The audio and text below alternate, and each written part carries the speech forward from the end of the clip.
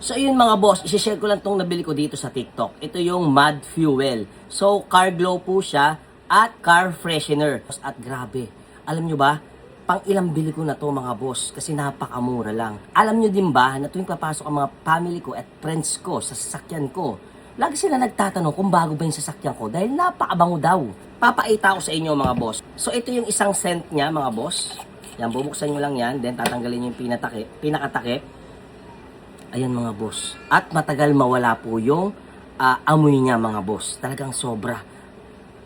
Ang bango nito mga boss. Sulit na sulit ang pera nyo dito pag binili nyo to. Napaabango talaga mga boss. So, ito isa, amoy naman natin. Siyempre, naamoy ko na to mga boss. Gusto ko lang pakita sa inyo. Kada aamoyin ko, expression ng mukha ko. Ang bango mga boss.